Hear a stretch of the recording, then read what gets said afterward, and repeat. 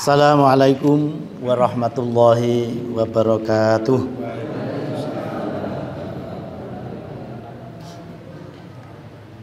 Innal hamdalillah nahmaduhu wa nasta'inuhu wa nastaghfiruh wa na'udzu billahi min syururi anfusina wa min sayyiati a'malina may yahdihillahu fala mudhillalah wa may yudlil fala hadiyalah. Asyhadu an la ilaha illallah wa asyhadu anna Muhammadan abduhu wa rasuluh. Allahumma sholli ala Muhammad wa ala ali Muhammad, amma ba'd. Jamaah taklim rahimakumullah, puji syukur kehadirat Allah. Pada sore hari ini kita semuanya bisa berkumpul kembali di masjid ini untuk taklim. Saya berdoa mudah-mudahan istiqomah dumugi pejah dan nanti menambah wawasan kita untuk bekal kita melaksanakan agama ini. Sebab banyak orang yang beragama tetapi tidak paham pada agamanya, sehingga kalau nanti mengamalkan kan banyak kelirunya, wong tidak paham pada agamanya. Untuk sore hari ini kita melanjutkan materi 1 bulan yang lalu tentang biang kerok penghancur kehidupan. Dulu pertama kali adalah hawan muttabaun, nafsu selera rendah yang diikuti. Lah untuk hari ini yang kedua adalah dunyan mu'saratun, kepentingan dunia yang dikejar. Bapak Ibu saudara sekalian, kalau orang itu yang dikejar-kejar adalah kehidupan dunia, itu tandanya orang yang tidak memahami akhir perjalanan hidupnya. Sebab kalau orang yang paham, itu tujuan akhir kita adalah nanti di akhirat, bukan di dunia ini. Orang-orang yang kufur ini ya, orang-orang yang tidak paham, yang menjadikan dunia ini tujuan akhir, bahwa akhirat tidak ada. Jadi akhirat tidak ada. Jadi perbuatan di dunia ini tidak ada pertanggungjawaban. Ini berbeda dengan orang-orang yang beriman, itu tujuan akhir hayatnya adalah kesejahteraan akhirat.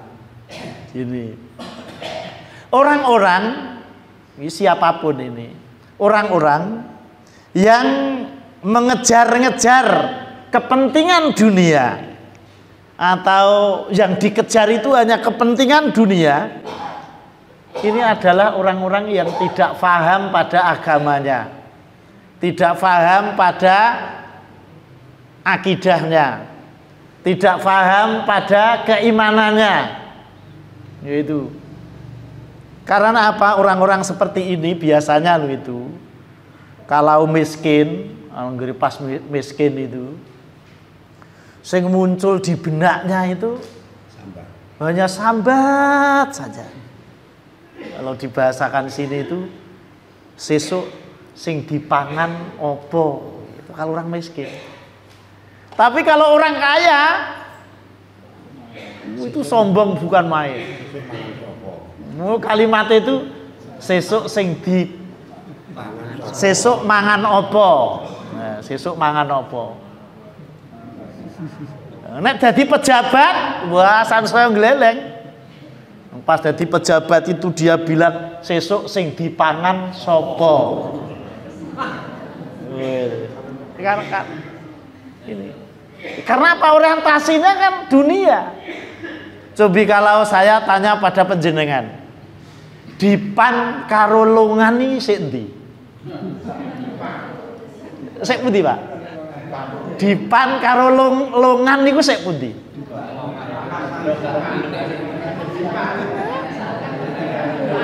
Pertanyaannya gampang nih, jawabannya angel ya. Nggak, ngeten. Pokoknya anggere awake dhewe iki gawe dipan, diselehke nang kono, ya otomatis eneng longane. Ning nek ora gawe dipan ya ora bakal muncul longan. Niku ngeten ibarate. Tiang niku nek sing dikejar akhirat, dunia iki ya otomatis ketut. Lho. Ning nek sing dikejar dunia, akhirat gak entuk apa-apa. Donyae kadang-kadang tukule suket teki. Nak ngoten. Itu maka yang dikejar akhirat.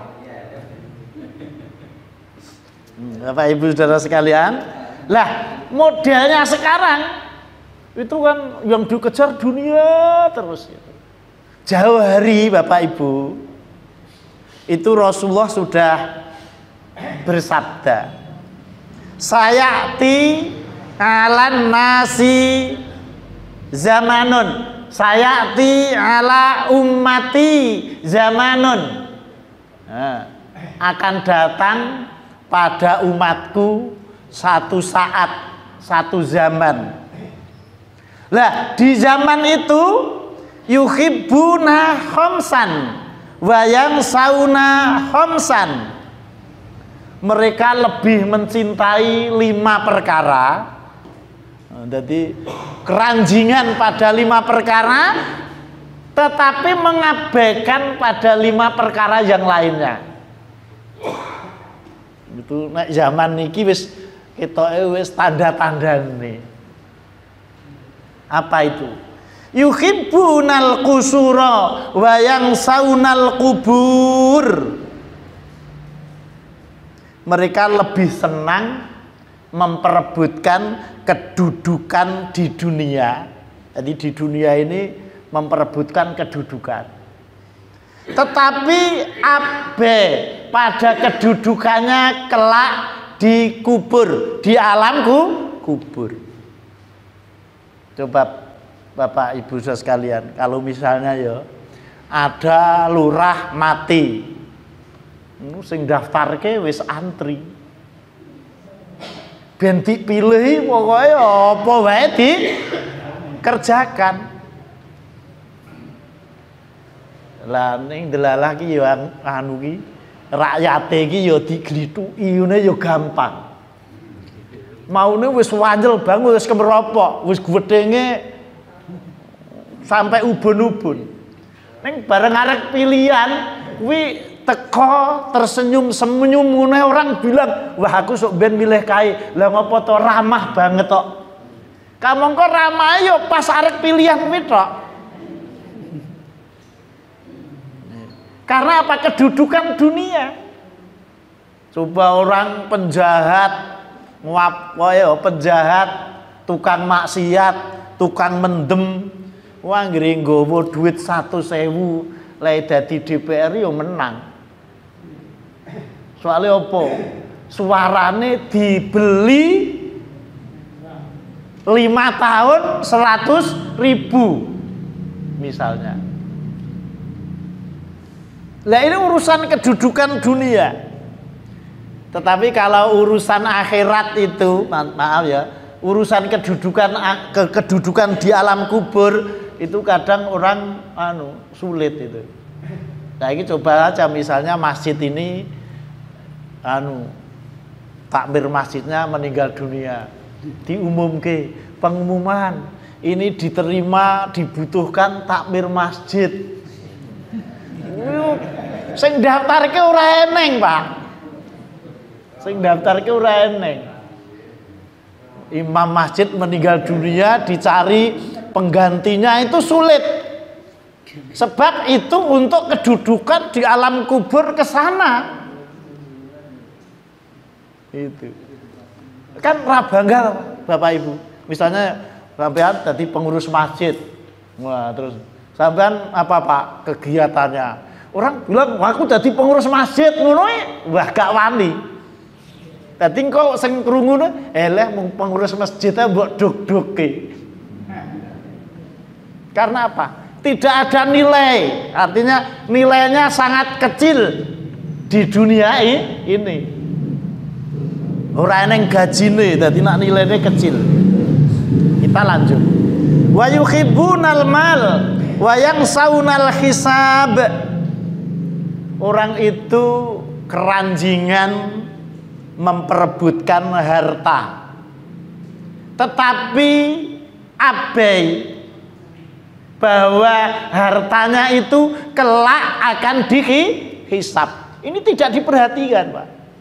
Tapi rebutannya pada harta itu luar biasa. Cuma ketika sudah sampai pada hisab itu abe dia. Lah maka besok Pak, orang-orang kaya itu hisabnya ya lama sekali. Hisabnya lama sekali. Jangan dikira wah tenang-tenang saja. Pokoknya yang penting neng dunia duitku akeh, arek ngopo kan begitu. Dan ini pancen penting Pak. Apakah menurut Islam harta kekayaan itu penting atau tidak Bapak Ibu? Penting. Nabi Muhammad pernah bersabda kepada Amru bin As. Apa sabda Rasulullah? Sabda Rasulullah itu bunyinya begini. Ya Amru, ni'mal malu as-salih lil mar'is salih. Nah ini. Wahai Amru, sebaik-baik harta adalah harta yang dimiliki oleh hamba yang soleh. Sekali lagi bukan berarti umat Islam tidak boleh kaya. Kalau bisa ya yang kaya. Sebab itu menjadi penopang tegaknya dunia, penopang tegaknya agama. Tetapi harta yang dimanfaatkan ya tadi untuk menegakkan dunia dan agama. Coba dakwah Rasulullah itu tidak terlepas dari dukungan dana ahniya. Siapa? Istrinya Siti Khadijah, konglomerat wanita pada masa itu. Hartanya dipakai untuk mendukung gerakan dakwah yang dilakukan oleh suaminya. Abu Bakar, Utsman bin Affan, Abdurrahman bin Auf, itu harta kekayaannya dimanfaatkan untuk akhirat.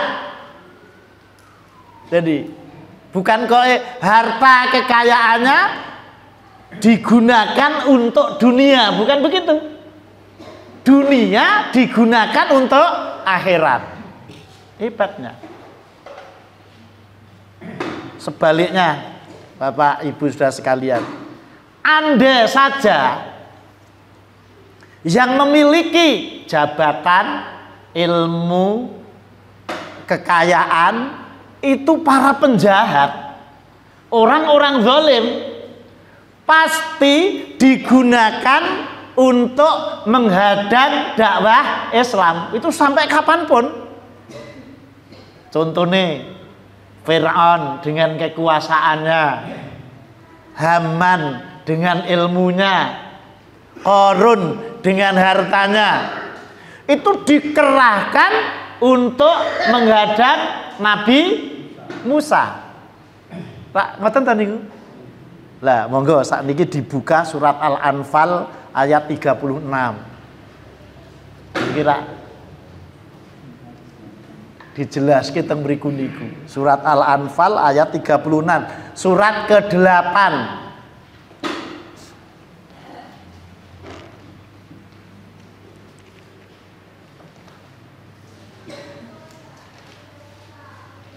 Sampun panggih. A'udzu billahi minasy syaithanir rajim. Innal ladzina kafaru yunfiquna amwalahum liyasuddu an sabilillah fasayunfiqunaha summa takunu alaihim hasratan summa yughlabun walladzina kafaru ila jahannama yuhsyarun. Sesungguhnya orang-orang yang kufur menginfakkan harta mereka untuk menghalang-halangi orang dari jalan Allah. Sekali lagi Bapak Ibu, orang-orang kafir, musuh-musuh Allah itu akan mengerahkan kekuasaannya, mengerahkan ilmunya, mengerahkan hartanya untuk menghadang gerakan dakwah Islam. Yaitu contohnya dalam Al-Quran ya kuwi trio wek-wek itu. Trio wek-wek itu siapa toh? Fir'aun, Haman, Qarun. Lah ini sampai kapanpun Bapak Ibu, sampai kapanpun. Jadi sampai hari kiamat akan ada terus seperti Fir'aun, seperti Haman, seperti Qarun. Maka orang-orang Islam, umat Islam itu juga harus kerja keras, sungguh semangat untuk menghimpun dana dalam rangka tegaknya dunia dan agama.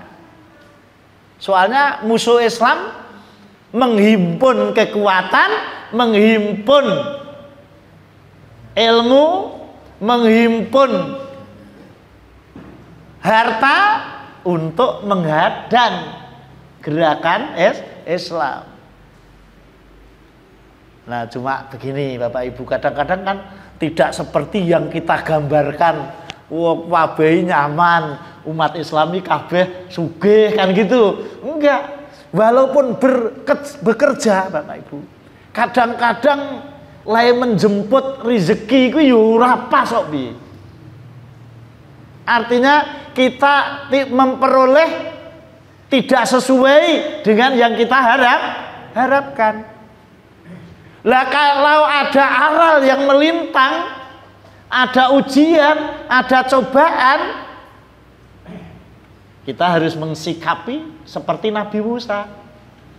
Nabi Musa itu gini, ketika diutus oleh Allah menghadapi Fir'aun, Haman dan Qarun, yang diucapkan pertama kali adalah Rabbishrahli sadri wa yassirli amri wahlul 'uqdatam min lisani yafqahu qawli.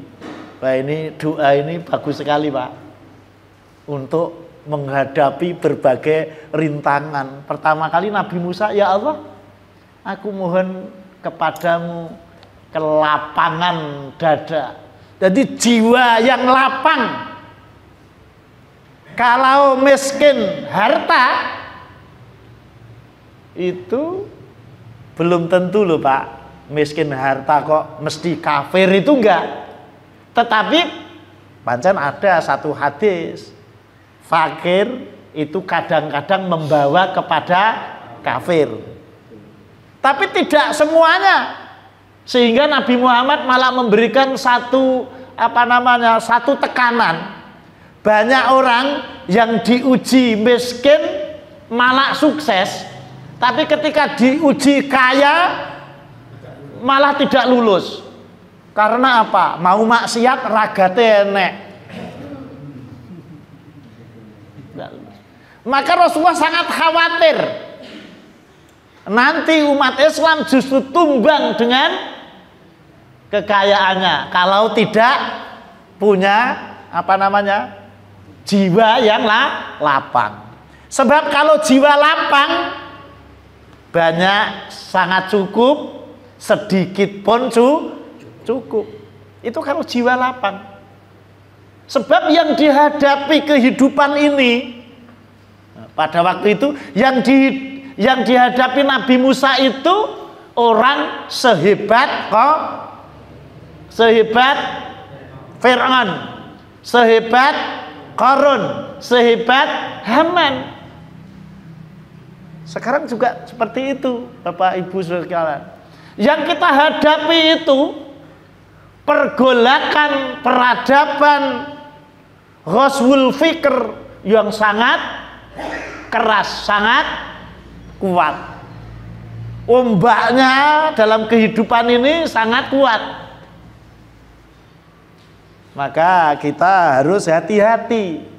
Jadi tidak sembarangan. Pokoknya aku wentuk bondo sing akeh mbok ora weruh haram mbok halal. Itu enggak boleh kita.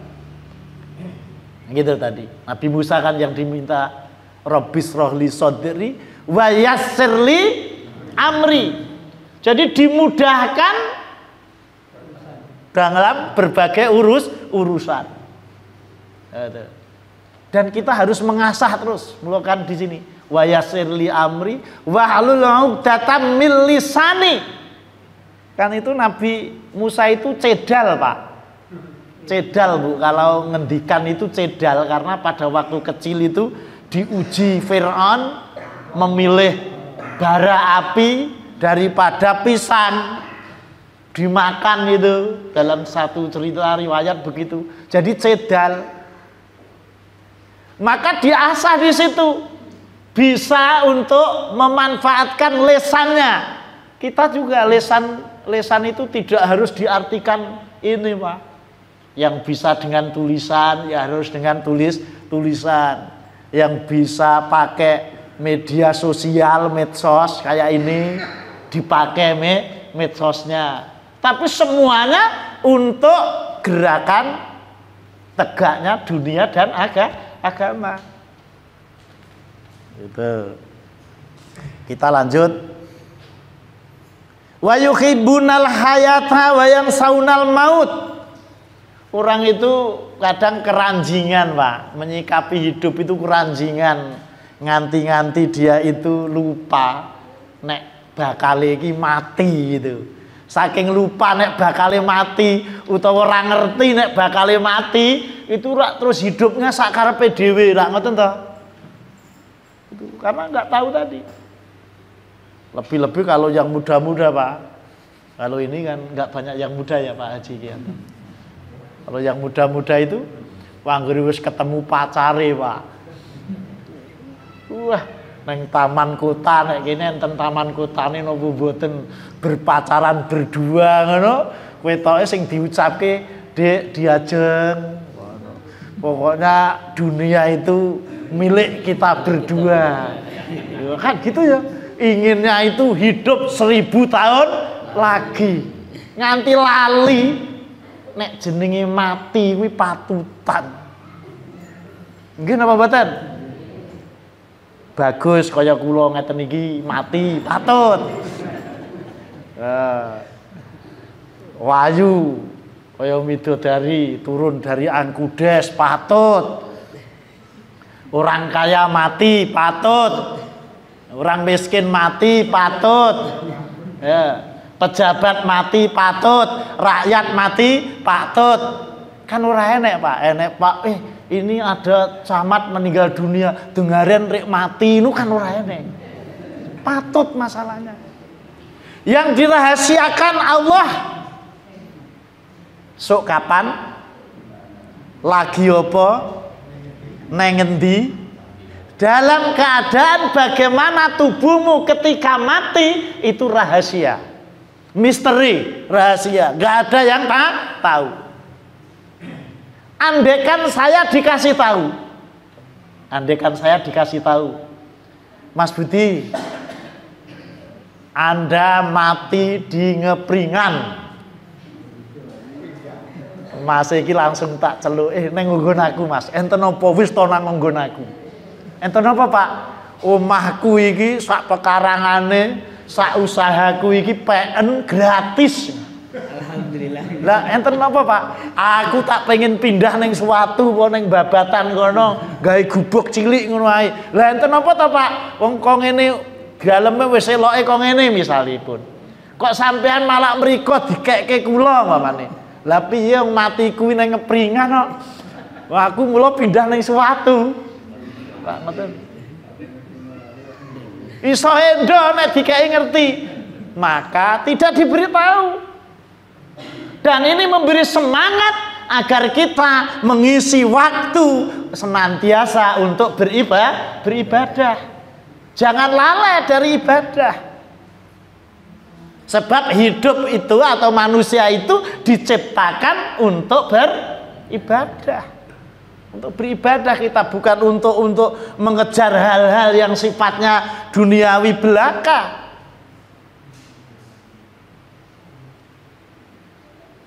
Itu kalau malaikat pencabut nyawa hadir, kalau ajal datang, ora nek sing iso endo.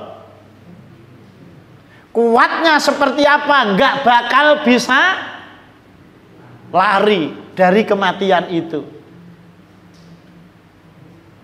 Misalnya, wah aku tak gawe tembok sing kuwate, gawe tembok 3 meter kandele.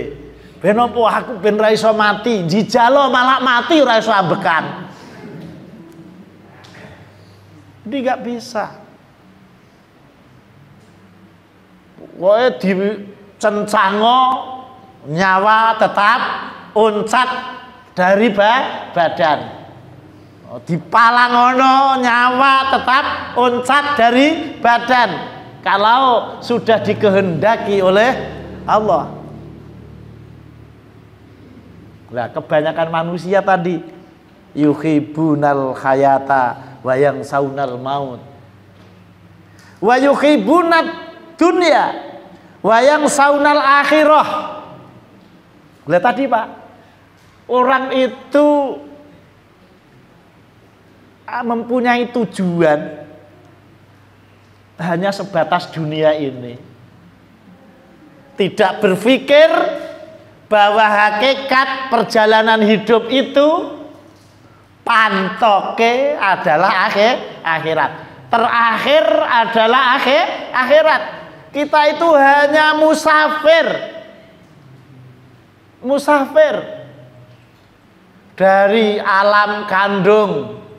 Sekarang ini sudah alam dunia. Nanti alam kubur. Terus nanti akhirat. Nah, terakhir di akhirat itu. Di dunia ini harus kita jadikan sebagai tempat berbuat kebaikan sebanyak-banyaknya. Kita manfaatkan untuk beribadah kepada Allah waktu ini, sehingga nanti di akhirat kita akan merasakan nikmatnya perjalanan hidup itu yang besok kekal. Di dunia tidak kekal. Niki nyuwun pangapunten ingkang paling sepuh usianya pinten menika? Panjenengan yuswane pinten Pak? 73. Niki pun bonuse sak pole niki. Nek nggih anggere wis lebih dari 70 itu bonusnya sudah banyak Pak. Soalnya Nabi Muhammad bersabda, riwayat Imam Tirmidzi, usia umatku itu 40 sampai 60 tahun. Ada sedikit yang lebih dari itu. Nah, berarti kebanyakan itu umur 40, rata-ratanya itu yaitu 40 sampai 60. Ada yang sedikit lewat dari itu. Oh, berarti panjenengan pun lewat bonus. Yang terpenting kita manfaatkan waktu itu untuk beribadah. Dulu kan pernah saya sampaikan nggih, kalau usianya itu sudah 40 tahun, hendaklah mengamalkan doa Robbi auzi'ni an askura nikmataka allati an'amta alayya wa ala walidayya wa an a'mala sholihan tardahu wa aslihli fi dzurriyyati inni tubtu ilaika wa inni minal muslimin. Alhamdulillah kula tingali pun sami radi apal. Malah pun enten sing hafal. Alhamdulillah. Lho niki Pak. Yang berikutnya wa yuhibbuna dzanba wa yansawna taubah. Mereka cinta atau hobi berbuat dosa hingga lupa taubat. Jadi keranjingan berbuat dosa sampai nggak taubat sampai matinya. Coba ini kan berbahaya sekali. Ini jangan sampai Bapak, saudara sekalian. Pokoknya berusaha untuk berjalan di jalan Islam sehingga kita menjadi orang yang husnul khotimah. Ini hati-hati. Kalau kita continue dalam kebaikan, insya Allah husnul khotimah. Tapi kalau datnyeng belum tentu. Datnyeng itu ngono kadang-kadang ya kelingan tuh minta becik. Nah, ini nyenge yo kae ra karuan ini. Itu khawatirnya kalau matinya pas nyeng piye? Kan begitu, Pak. Nah ini harus betul-betul difahami betul. Banyak orang-orang yang kesengsem berbuat dosa hingga lupa taubat. Coba. Nah ini nggon media masaku sing lagi in itu kan kemarin perdebatan. Itu di Jakarta sana akan mengundang artis dari luar negeri. Tapi artisnya itu sukanya homo. Jadi orang laki-laki suka laki-laki. Nanti kalau laki-laki suka laki-laki, perempuan suka perempuan, ya keturunan akan punah, manusia akan punah. Ya, kejahatan-kejahatan itu Bapak Ibu saudara sekalian, ini sudah mulai banyak yang mendukung. Jadi nenggon DPR RI ngono wis akeh sing mendukung.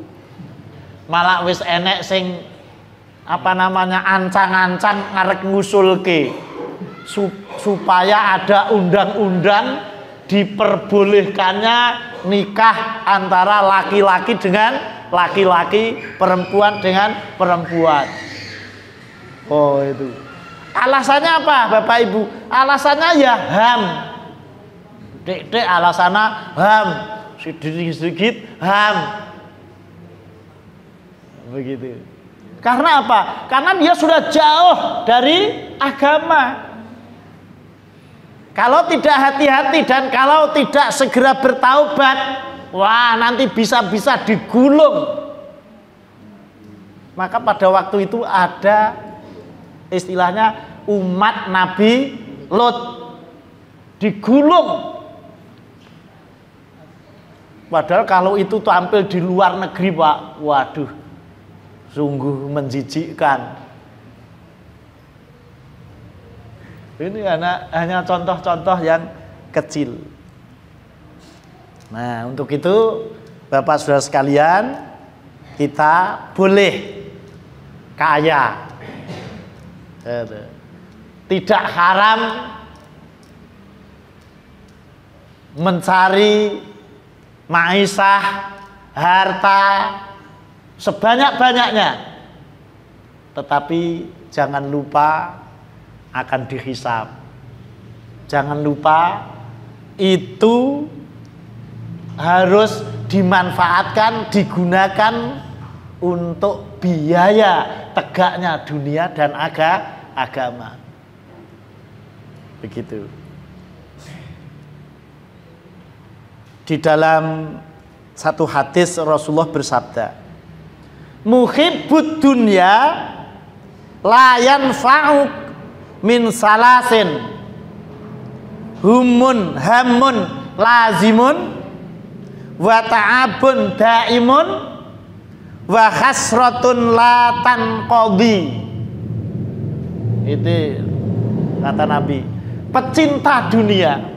Kalau saya bilang pecinta dunia, ini artinya tujuan hidupnya itu hanya di dunia, tidak untuk akhiratnya. Pecinta dunia ini tidak akan lepas dari 3 keburukan. Pecinta dunia itu tidak akan terlepas dari 3 keburukan.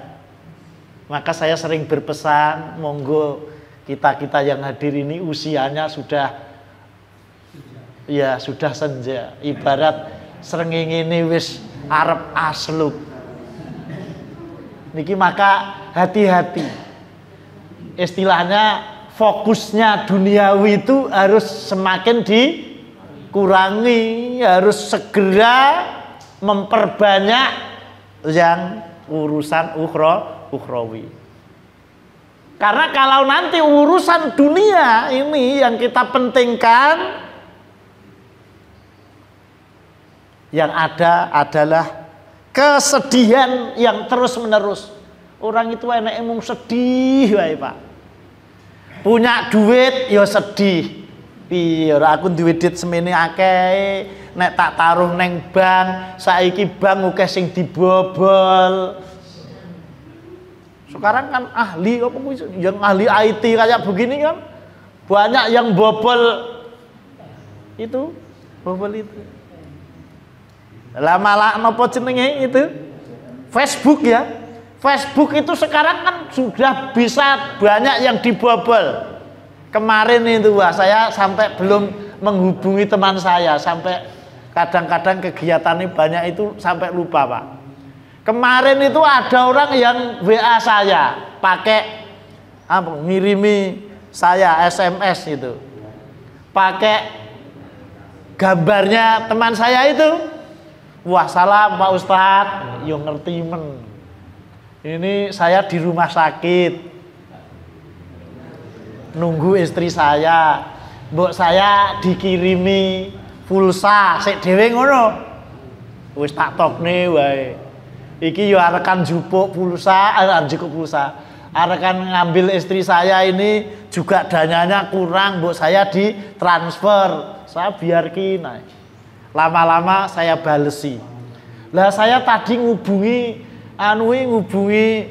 sampean katanya di rumah loh, kok iki sampean di rumah sakit lu gak dibales teko sprene. Soalnya saya tahu dia tidak akan minta kepada saya. Kalau minta kepada saya mesti dia datang ke rumah. Berarti semuanya bisa dibobol, Pak. Jadi orang itu kalau urusannya dunia, istilahnya fokusnya pada duniawi, sedih Pak kita.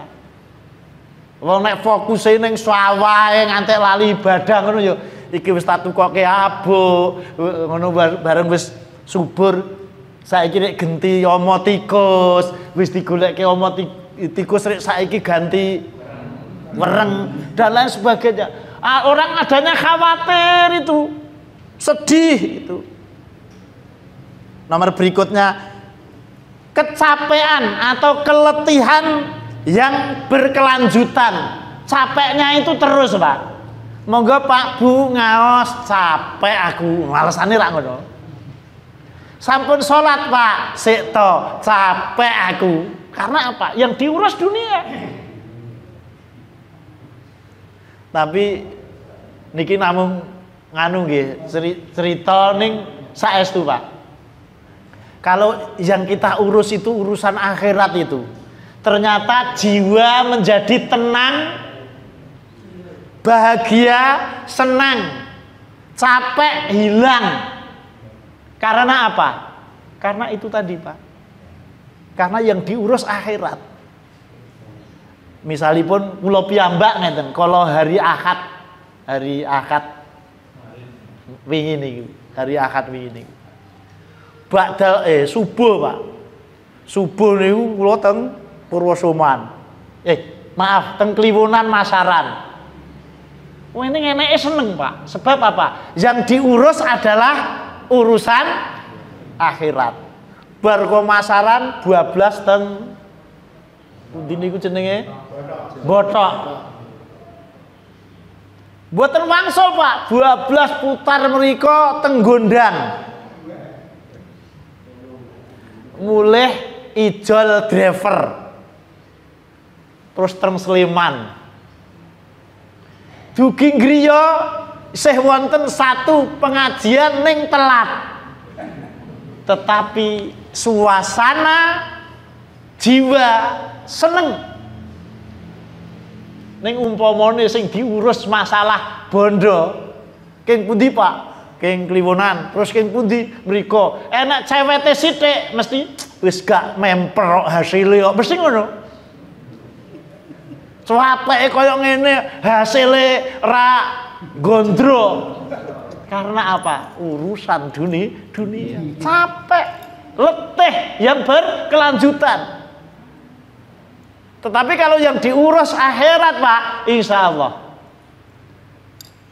Panjenengan Bapak Ibu itu kalau ngurus, misalnya urus organisasi Muhammadiyah, ngurus apa pokoknya kegiatan-kegiatan yang sifatnya rohani, ini gembira saja nek. Kadang-kadang kan orang ngilik-ngilik iki. Sampan pun pensiun, Pak, pun sakniki aktif nopo? Aku aktif ngedeke pengajian. Sing urusane dunia bilang, wong legan golek momongan kan ngono. Tapi suasana jiwa, Pak, yang senang, bahagia, inilah hakikat kebahagiaan dunia dan akhirat. Maka tadi saya katakan, kalau Nabi bersabda tadi, saya ungkapkan tadi, bahwa orang-orang yang terpukau, jadi fokus, gila pada urusan dunia ini, akan ada 3 persoalan dalam hidupnya. Kesedihan yang terus-menerus, keletihan yang berkelanjutan, kerugian yang tidak pernah putus. Putus terus, saya emang rugi ae. Maka monggo, pokoknya mulai kita tenangkan, kita hadapi itu kehidupan akhirat itu dengan sebaik-baiknya. Itu secara pribadi-pribadi akan terkena 3 musibah itu jika keranjingan pada duniawi. Secara institusi, artinya secara institusi, ya secara sosial, secara skala besar ini, Pak. Ini diingatkan oleh Rasulullah begini. Idza azamat umatid dunya nazi'at minha haibatil Islam. Itu kata Rasulullah. Kalau umatku ini sudah mengagung-agungkan kemewahan dunia, maka kehebatan Islam akan dicabut. Kan biasanya kan kita punya semboyan, Islam itu tinggi, tidak ada yang mengungguli ketinggiannya. Islam itu hebat, tidak ada yang mengungguli kehebatannya. Tetapi kalau umatnya sudah mengagung-agungkan kemewahan dunia, kehebatan itu akan dicabut. Wis gak gondro. Lawan-lawannya itu sudah tidak takut, wis gak enek wibawa. Cobi sakniki lak ngoten, Pak. Niki kula aturke. Kula riyen jaman cilik niku ngaji teng bapak kula piyambak diwulang ngeten niki. Le, kowe nek arepan ngebrukke kayu kuwi kudu nganggo kayu. Zaman sinau pertama kali ngono ya kaget aku. Mosok ngabrokke kayu gedhe kok nganggo kayu. Po iso, lak ngoten. Tapi ternyata sakwise sekolah itu mengandung filsafat, usul fikih, mantik, sosial, balaghah, terus politik. Terangkum di situ. Bareng wis gede bener, Pak.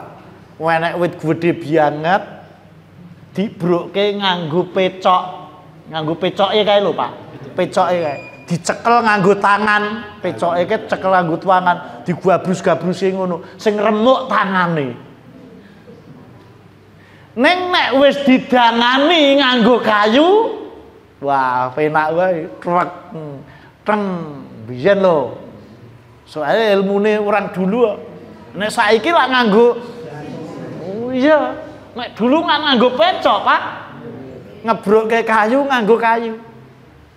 Ngebrokke ulama nganggo ulama, ngebrokke kiai nganggo kiai. Jajah Aceh, jajah Indonesia nganggo senok organya. Lak ngoten to? Kon sinau sik tentang Islam. Ini Bapak Ibu Saudara sekalian. Oh, ternyata apa? Kok ini saya sampaikan idza azumat ummati dunya naziat minha haibatil Islam. Jadi misalnya ya sekarang kan banyak, Pak, orang ahli ilmu ketok yo agamane hebat, ilmune yo hebat, ning gampang dituku. Kalau sudah bisa dibeli, ada ulama dibeli namanya ulama su, tak ngoten to? Ada kiai dibeli namanya kiai su. Wibawanya sudah tidak ada, musuhnya tidak takut. Karena apa? Alah, ulamanya wis gampang dituku ya, ndak wis. Kan begitu. Kehebatan Islam tercabut. Wa idza tarakatil amra bil ma'ruf wa naha 'anil munkar hurimat barakatal wahyi. Kalau umat Islam ini sudah tidak mau amar ma'ruf nahi mungkar, maka tidak akan mendapatkan barokah wahyu ilahi, tidak akan sampai pada barokahnya wahyu ilahi. Nggak ada barokah, Pak, hidup kita kalau tidak ada amar ma'ruf nahi mungkar.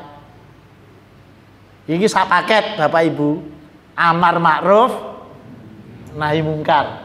Amar ma'ruf tok tidak lengkap, nahi mungkar tok tidak lengkap. Harus ada dua-duanya. Niki nek neng lapangan lho iki. Kalau kita baru amar ma'ruf tok, Pak, iki jek akeh sing seneng. Nggo, Pak, Bu, salat ora do gething. Nggo, Pak, Bu, enggal tindak masjid ora gething. Monggo sami sedekah, mboten gething niki. Wah, jeng-jeng sinten ingkang korban, ajak-ajak ngeten niku tok, gak gething. Ning nek wis diikuti, ayo padha salat, aja do mendem. Ayo do salat, aja do main. Sampeyan daftarke calon RT gak kepilih. Sebab kalau sudah sampai nahi mungkar itu yang benci banyak sekali. Itu. Yang benci banyak sekali. Karena itu harus ada amar ma'ruf nahi mungkar. Itu. Wa idza tasabbat ummati saqatat min ainillah.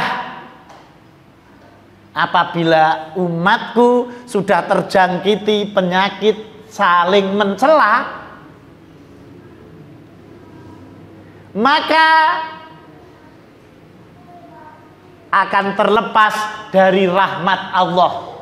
Jadi orang itu kalau sudah saling mencela sesama muslim ini nggak bakal dapat rahmat dari Allah, Pak. Mula ngaten, gedhengo kaya ngopo? Wah nyela kaya ngopo? Niku nek sesama muslim ojo nganti bersumpah serapah, ojo nganti saling mencela, jangan sampai saling memaki. Mungkin arek model arek pemilu ngeten iki mesti Pak terjadi.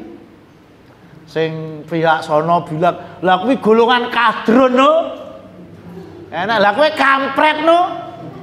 Lah kanca sesama muslim padha le salat ngampret-ngampretke karuan ngadrun-ngadrun iki. Lah mongko nek bangsane kadrun ngono kuwi zaman PKI biyen ngono kuwi. Ini ki betul-betul, Pak.